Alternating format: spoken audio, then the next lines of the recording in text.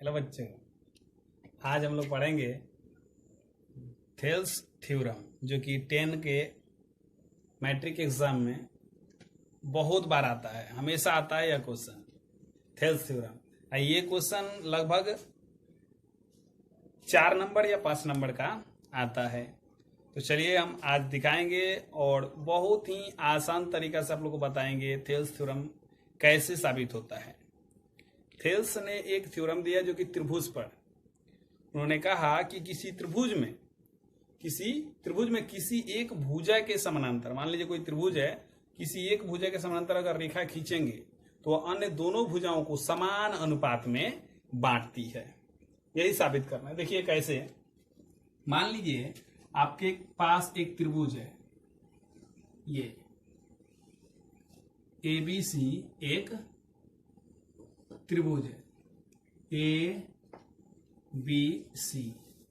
इसमें मान लीजिए कि पहले हम किसी एक भुजा के समानांतर रेखा खींच सकते हैं। जैसे BC के समानांतर हम खींचे, चाहे अगर BC के समानांतर खींचे तो ऐसे खींच सकते हैं। अगर हम AB के समानांतर खींचेंगे तो ऐसे खींच सकते हैं, और AC के समानांतर खींचे तो ऐसे खींच सकते हैं। क्वेश्चन कह रहा है कि किसी त्रिभुज में किसी एक भुजा के समानांतर खींची गई जो रेखा होती है अन्य दोनों भुजाओं को समान अनुपात में बांटती है। मान लीजिए कि एक त्रिभुज ABC है, इसमें हमने BC के समानांतर मान लिया कि यह रेखा है जिसका नाम है DE। यह समानांतर रेखा है। इसके साबित कर देना है कि यह जो रेखा है इस दोनों भुजाओं को यानी AB और AC को समान अनुपात में बांट रही है, यानी AD बटा BD बराबर होगा AE बटा EC के। यही साबित करना है।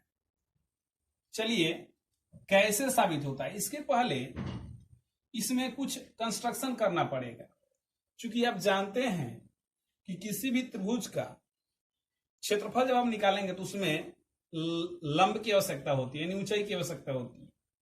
तो हम इसमें ऊंचाई यानी कंस्ट्रक्शन करेंगे।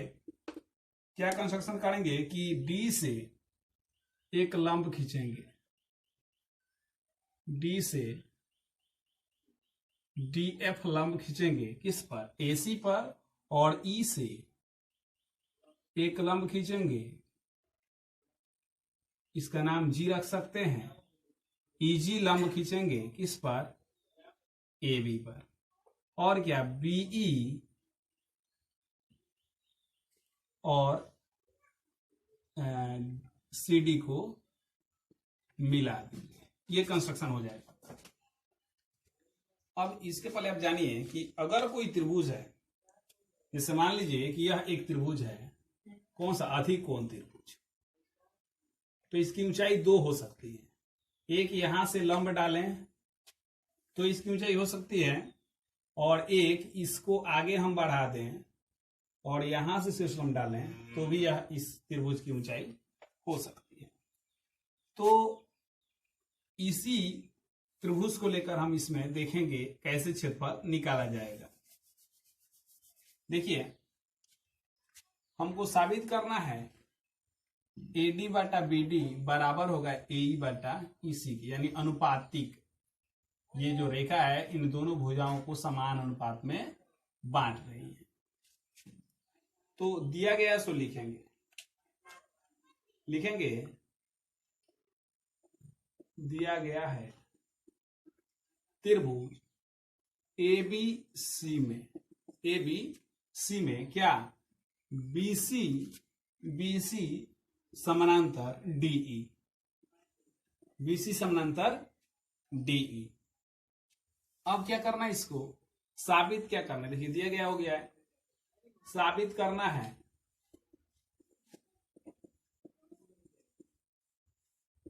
साबित क्या करेंगे, देखिए ये समान अनुपात में बढ़ती है, यानी AD बटा BD बराबर AE बटा EC। ये साबित कर देना आपको कि AD बटा BD बराबर होगा AE बटा EC। साबित करना बिल्कुल ही आसान है। देखिए रचना जो हम किए हैं वो लिख देंगे।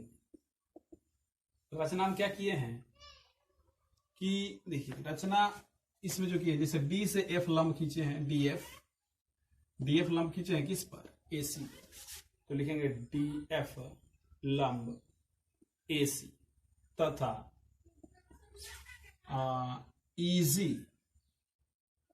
इजी लंब एबी खींचे। ये हम इतना रचना किए हैं। और किए हैं क्या कि बीई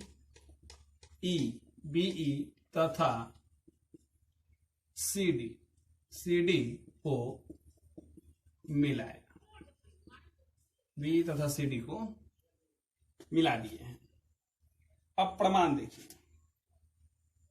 प्रमाण कैसे हो,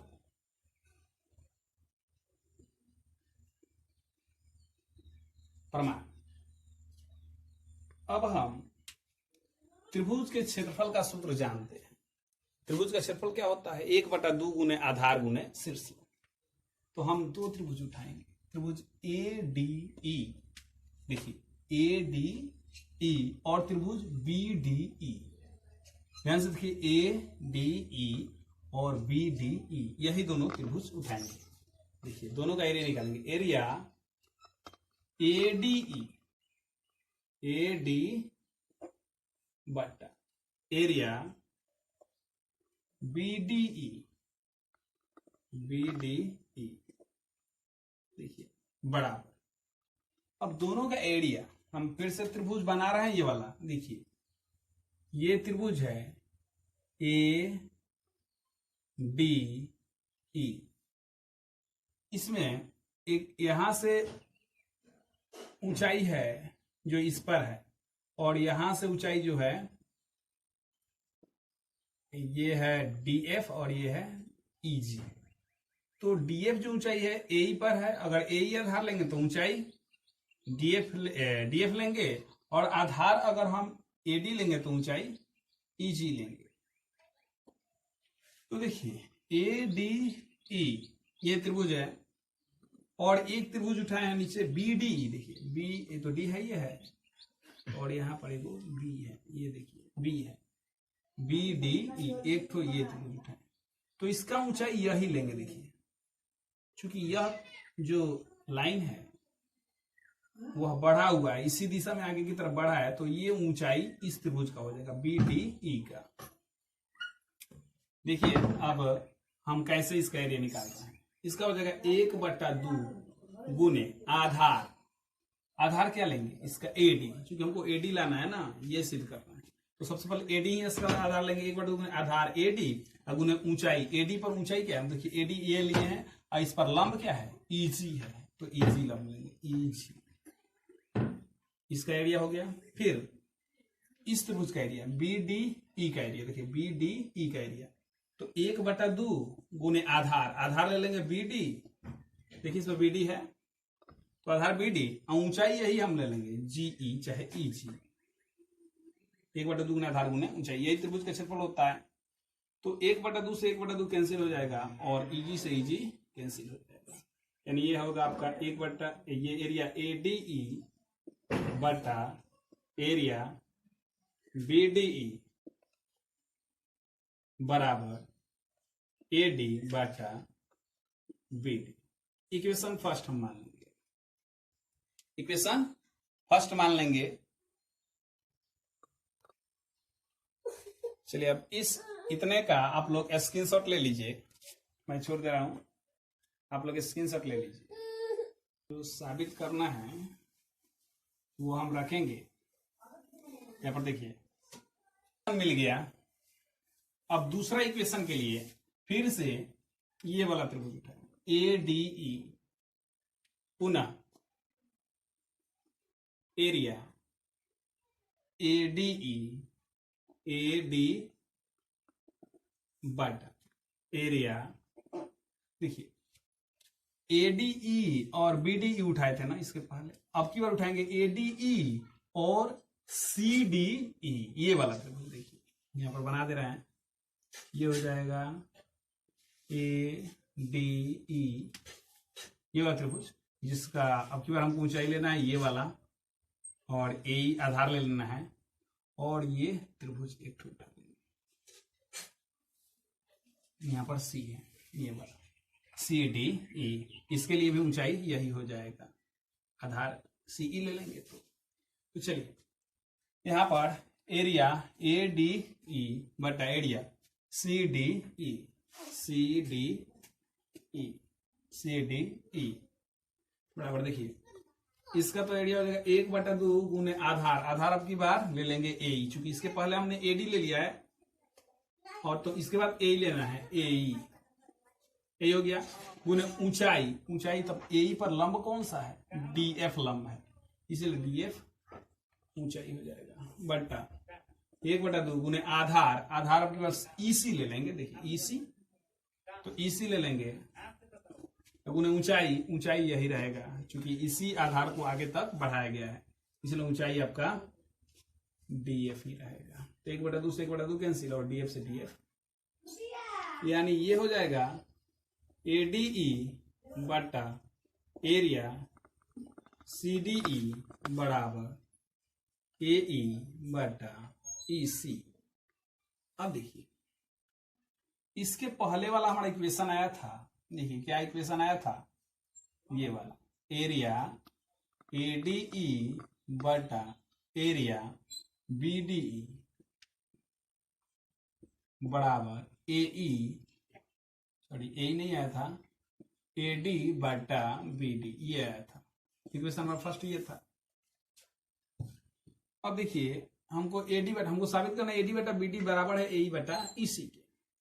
तो देखिए इसका इक्वेशन, अगर इक्वेशन ही फर्स्ट है, अगर इसको हम सेकेंड मान रहे हैं तो इसको एलएचएस बराबर होना चाहिए। ऊपर देखिए एडीई, एडी इसमें भी एडीई, इसमें बीडीई है, इसमें है सीडीई, बीडीई और सीडीई। तो अगर ये अगर एक जैसा हो जाए तो हमारा फर्स्ट इक्वेशन और सेकेंड इक्वेशन का एलएचएस बराबर हो जाएगा। तो हम इस दोनों को बराबर, यानी एरिया ये देखेंगे कि बराबर है या नहीं। अगर ये दोनों का एरिया बराबर होगा तो हम लिख सकते हैं कि एलएचएस ये दोनों का बराबर है अतः आरएचएस भी बराबर होगा। तो देखिए हम करेंगे क्या, 9 क्लास में हम पढ़े हैं कि एक ही आधार और समांतर रेखा के बीच अगर दो त्रिभुज बने हों तो उनके एरिया हमेशा बराबर होते हैं। देखिए मान लीजिए कि है ये आधार और ये एक समांतर रेखा है, इसी आधार पर, जैसे ये आधार है तो इस पर हम दो त्रिभुज ले रहे हैं, एक ये वाला त्रिभुज और एक ये वाला त्रिभुज, दो त्रिभुज ले लेना है, आधार यही है और ये पैरेलल है। पैरेलल है तो समझिए कि इसका क्या होगा, हाइट तो हमेशा दोनों के बीच का बराबर ही होगा।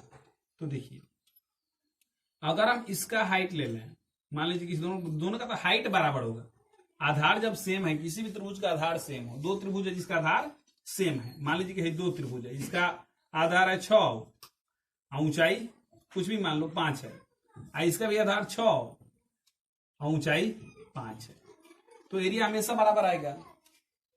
चूंकि आधार सेम है, ऊंचाई तो सेम होगा, चूंकि पैरेलल है इसलिए ऊंचाई दोनों त्रिभुज का सेम ही होगा। तो आधार सेम हो, ऊंचाई भी सेम हो, तो आपका एरिया हमेशा ही बराबर होता है। तो हम लिखेंगे क्या कि त्रिभुज बीडीई, देखिए बीडीई और सीडीई एक ही आधार डीई और समांतर रेखा बीसी के मध्य स्थित है, अतः इन दोनों का एरिया बराबर होगा। तो लिखेंगे यहां पर, देखिए चूंकि त्रिभुज बीडीई तथा त्रिभुज सीडीई, देखिए बीडीई और सीडीई एक ही आधार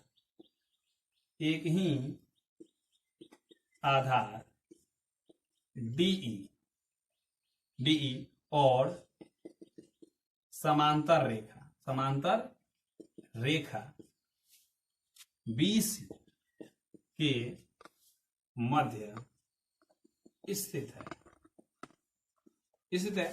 इसीलिए एरिया, दोनों का एरिया क्या होगा, बराबर होगा, एरिया बीडी बराबर एरिया सीडीई होगा।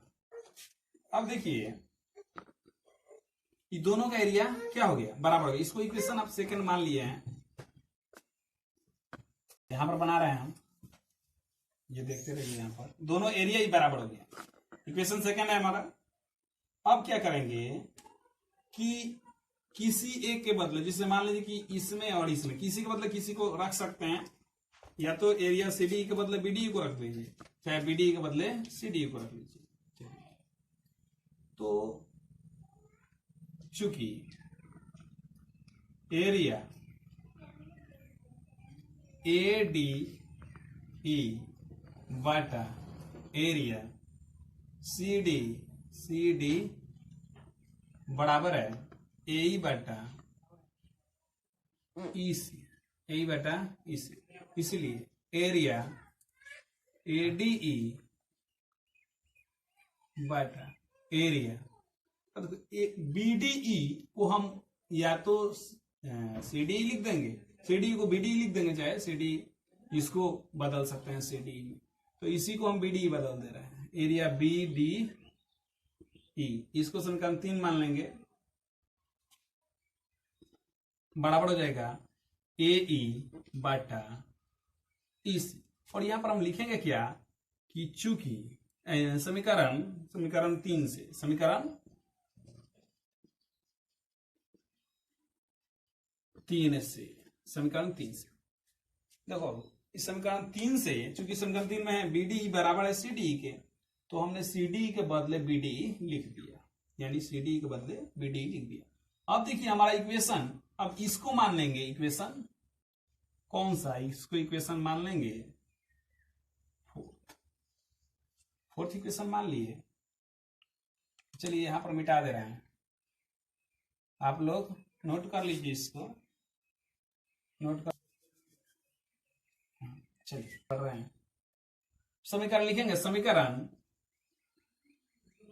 किससे, 1 तथा 4 से, 1 तथा 4 से, समीकरण 1 और 4। देखिए एरिया एडीई बटा एरिया बीडी एलएचएस हुआ, इसका एरिया एडी बटा एरिया बीडी, इसका आरएचएस हुआ, मतलब एलएचएस दोनों का इक्वल है। तो जब भी कोई दो इक्वेशन दिया हो जिसका कोई एक पक्ष बराबर हो तो दूसरा पक्ष भी बराबर होता है। तो समीकरण 1 तथा 4 से हमारा हो जाएगा एडी बटा बीडी बराबर हो जाएगा एई, ये एडी बटा बीडी बराबर एई बटा एसी, यही प्रूव्ड हो जाएगा आपका। तो देखिए ये थेल्स थ्योरम था, ये हमेशा आता है आपके बोर्ड के एग्जाम में, बहुत बार आया भी है।